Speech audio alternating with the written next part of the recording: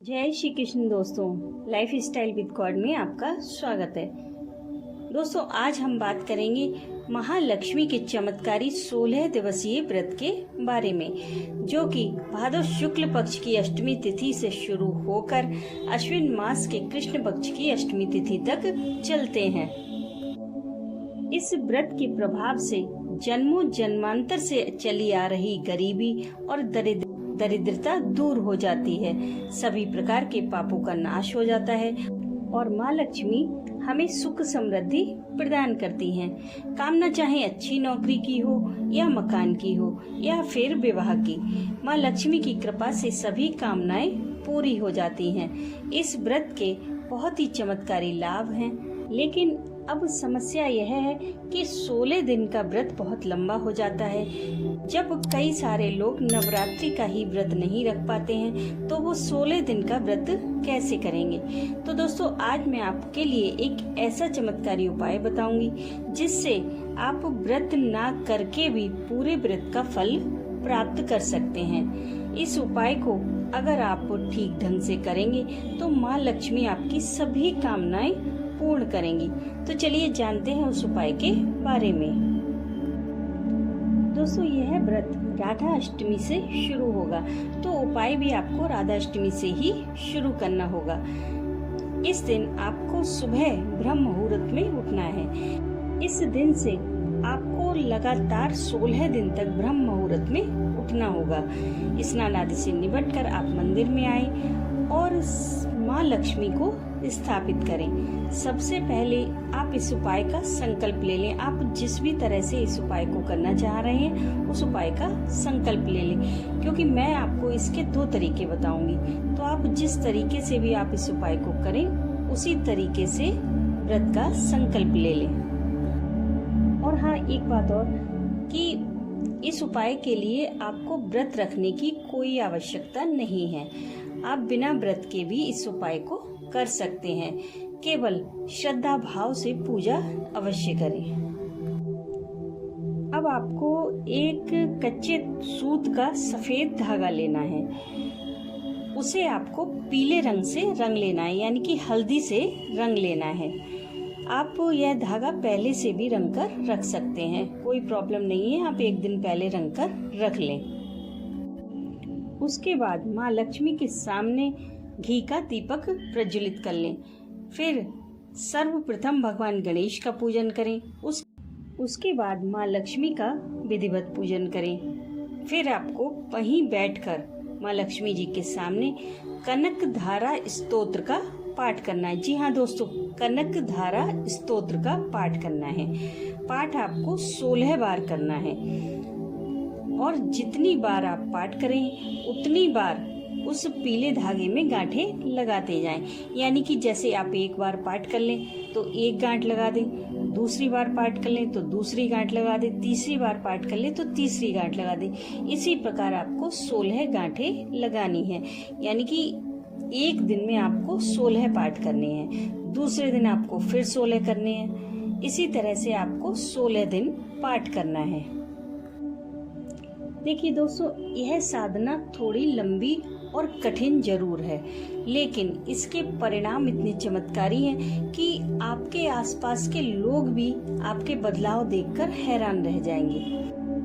अब मैं आपको इस उपाय का दूसरा तरीका भी बता देती हूँ। दूसरे तरीके में आपको पाठ इसी कनकधारा स्तोत्र का करना है, लेकिन एक बार करना है।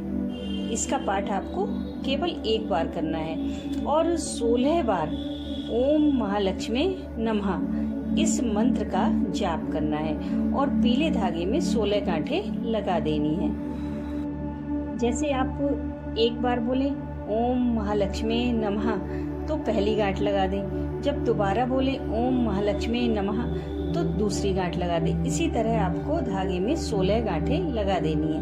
यह एक दिन की पूजा है। इसी पूजा को आपको दूसरे दिन रिपीट करना है। इसी तरह आपको 16 दिन पूजा करनी है। यह क्रिया आपको 16 दिन यानी कि अश्विन कृष्ण पक्ष की अष्टमी तिथि तक करनी है और व्रत के आखिरी दिन पूजा करने के बाद और व्रत के आखिरी दिन पूजा करने के बाद आप यह धागा उठाकर लाल कपड़े में बांधकर अपनी तिजोरी में रख लें। आपके घर में कभी पैसे की कमी नहीं हो सकती। और अगर आप किसी खास कार्य के लिए जा रहे हैं जो कि कठिन है, आपको संशय है कि कार्य पूरा होगा या नहीं होगा, तो आप इस धागे को अपने साथ लेकर जा सकते हैं। आपका कार्य अवश्य पूरा होगा।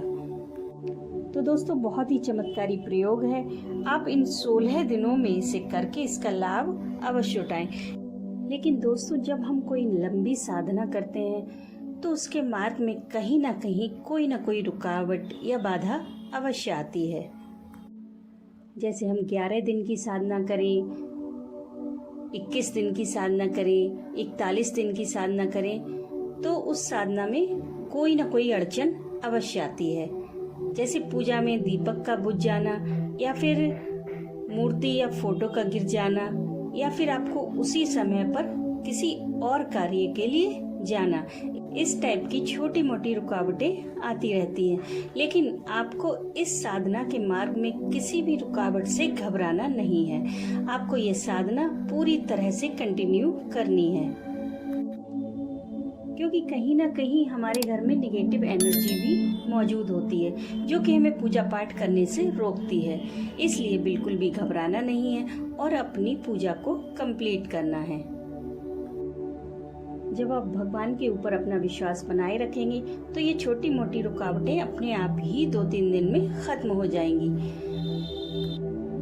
तो दोस्तों, बहुत ही चमत्कारी साधना है, बहुत ही चमत्कारी ये पूजा है। आप इसका लाभ अवश्य उठाएं। 16 दिन के बाद धीरे धीरे आपकी समस्त परेशानियां खत्म होनी शुरू हो जाएंगी। भगवान पर अपना विश्वास बनाए रखिए। जो भी करेंगे अच्छा ही करेंगे। तो दोस्तों, कनेक्ट करिए अपने लाइफ स्टाइल को गॉड के साथ। मैं मिलती हूँ आपसे नेक्स्ट वीडियो में। तब तक के लिए राधे राधे, हरे कृष्णा। दोस्तों, भादव शुक्ल पक्ष की अष्टमी तिथि को राधा अष्टमी का पर्व मनाया जाता है। इस बार राधा अष्टमी 4 सितंबर 2022 दिन रविवार को पड़ रही है। अष्टमी तिथि का प्रारंभ होगा 3 सितंबर 2022 दोपहर 12:28 से और अष्टमी तिथि का समापन होगा 4 सितंबर 2022 सुबह 10:38 पर। तो दोस्तों, उदया तिथि की मान्यता के अनुसार व्रत 4 सितंबर दिन रविवार को रखा जाएगा। अब व्रत कैसे करना है, पूजा कैसे करनी है, तो इसका सिर्फ एक ही जवाब है कि जिस प्रकार आपने कृष्ण जन्माष्टमी की पूजा की, व्रत किया, ठीक उसी प्रकार से आपको राधा अष्टमी का व्रत रखना है। राधे राधे।